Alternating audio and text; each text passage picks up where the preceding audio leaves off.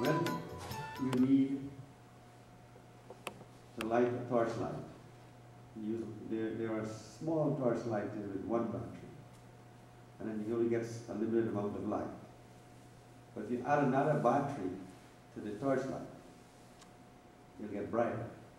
And you add another battery again, you'll get brighter more. That is why group meditation is more energized, because each person is like a battery and adds to the energy in the room.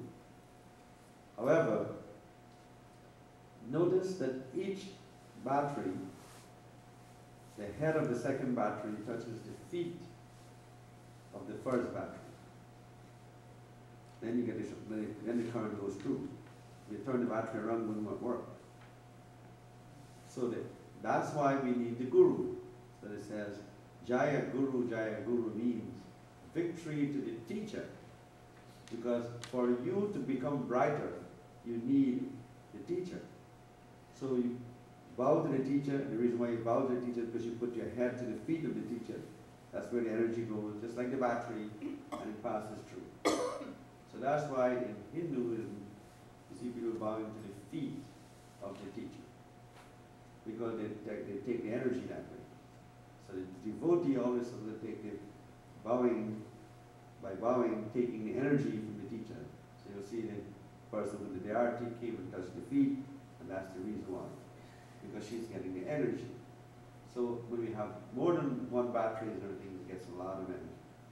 So that's why we do group meditation, and that's why meditation, when the group is stronger. When you do it by yourself, it's not as strong, but it's good enough for you.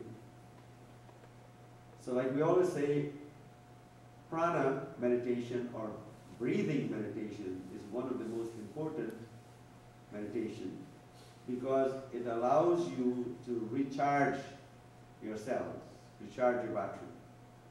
And so what happens now is when you take a deep breath, you flood the cells with oxygen, which is the key life force of the universe.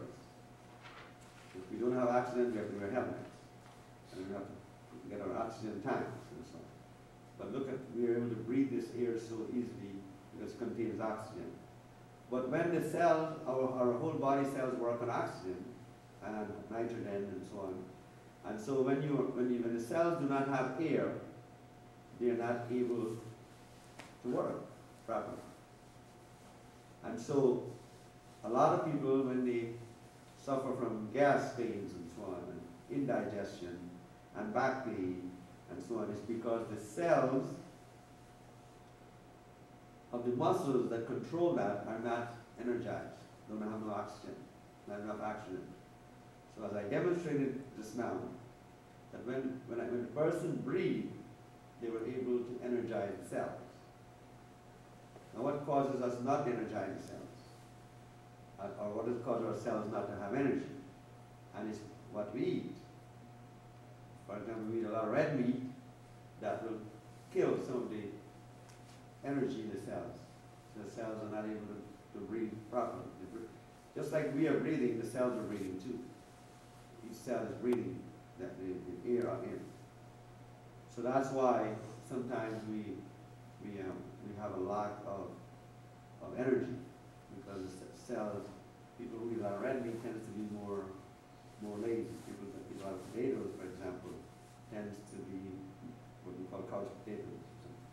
So the whole idea is that your breath is one of the most important, and your cells need that breath. So that's why we practice prana, or breathing meditation. Okay? If you stop breathing for 1 minute, you die. If you stop eat, you can live probably for 4 or 5 days. But instantly you will die without breath. So that's why the sound of the mantra works with the breath also.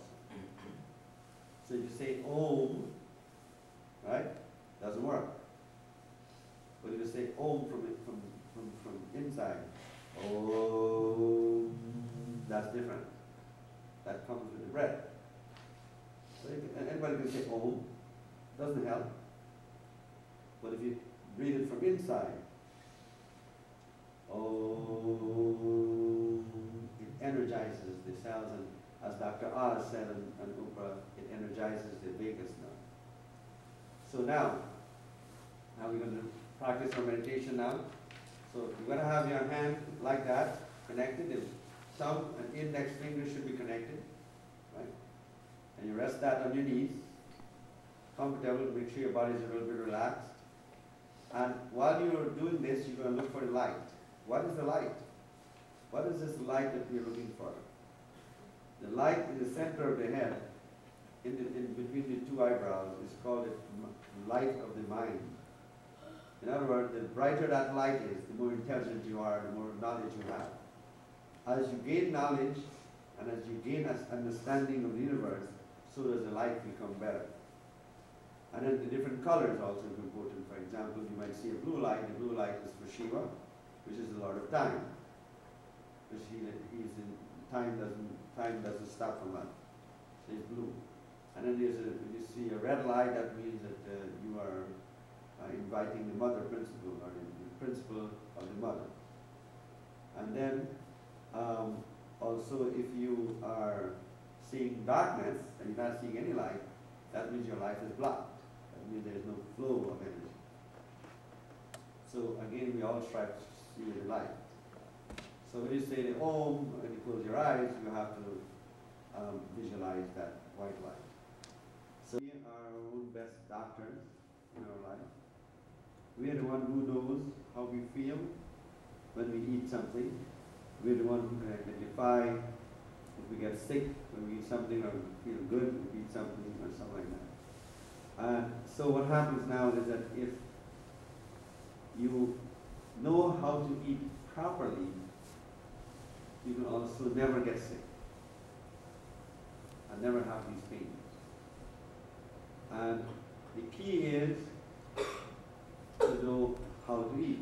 And there's a general rule as to how one should eat.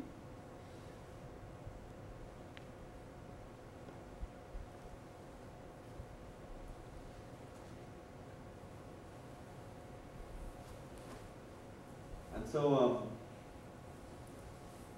generally when you go to sleep at night, your body is processing all the food that you ate. And so in the morning, of course, your body has finished processing the food. And so it needs to do what you call the cleansing process. So that's where you have to, first thing you have to eat is something that's not going to affect the digestive process. And that's to eat something that's going to assist the cleansing process. And the only thing that speeds up the cleansing process is something to do with nature, because we're all born from nature. So you have to eat like an apple, or some kind of fruit, or some kind of vegetable, or something like that. The last thing you want to do is eat something like meat in the morning, or something that's going to make the body start the whole digestive process again. So never touch the body in the morning with something that it cannot handle at that moment. So even though you might not think this, your body does have a clock, and it does know when the sun rises. So it requires to follow that clock. So everyone should at least in the morning eat something antioxidant, or something vegetarian. The reason why is because your body naturally acts on those processes to clean your system. So one should never rush and eat fried eggs or sausages in the morning, first thing, or something like that, because that's going to inhibit the process of the cells, and so the cells will not have enough nutrients to want the air, to have the air in it. So that's why the breathing, when I pressed his nerve, and the breathing caused the pain to move, to get out, that's really what I was doing. I was cleaning out the nerve centers, which has been contaminated by the foods we eat.